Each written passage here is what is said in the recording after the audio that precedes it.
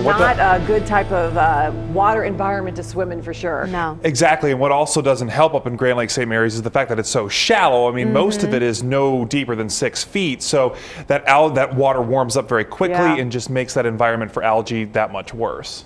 Yeah, so avoid it for sure. Absolutely, and it's unfortunate because it's a nice lake. It's a beautiful lake up there in Mercer County, but it's also one of the spots right now where we have some moderate rain falling. In fact, that's the case across most of Mercer County. Near Salina, we're starting to dry up a little bit in Salina City proper, but let's zoom out just a little bit.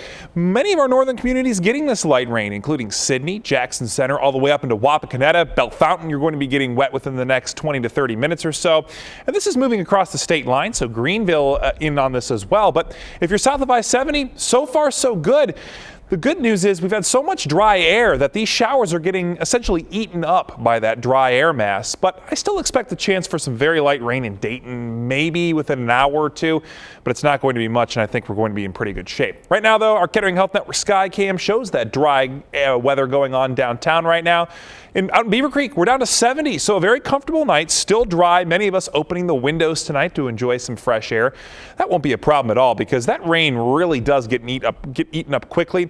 Maybe a lingering shower tomorrow morning, but I think 90% of us will not need the wipers. Maybe briefly, but that's about it. And going into the afternoon, we start to dry out, partly cloudy skies. Temperatures will soar into the mid-80s. Not adding a lot of humidity into the equation yet, but still a very warm day. 85 for the high tomorrow in the afternoon. Heading home from work should be nice and dry as well, but we start to increase that humidity later in the afternoon. That'll keep our temperatures even warmer going into Thursday as we start to feel the effects of Tropical Storm Cindy. And it's expected to make landfall along the Texas and Louisiana coast. This will be early Thursday morning. Right now, wind gust up to 46 miles per, or rather gust up to 58, but winds sustained at 46. That will weaken significantly as it moves inland, but it will still draw some moisture our way as it interacts with a cold front coming to us from the north.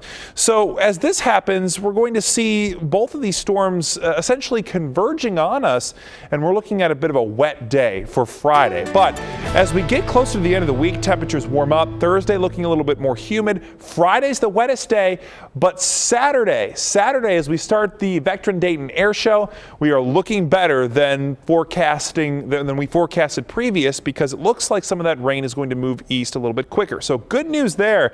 So we're looking at 72 at 9 o'clock in the morning. We're going up to 79 by 1 o'clock, and we'll top out around 80 on Saturday. The second half of the day looking the driest. Sunday, though, we could reintroduce another chance of showers late in the day, but still I think it's not looking too bad. And then we finally cool down and we enter a cool pattern starting next week, Monday and Tuesday in the 70s.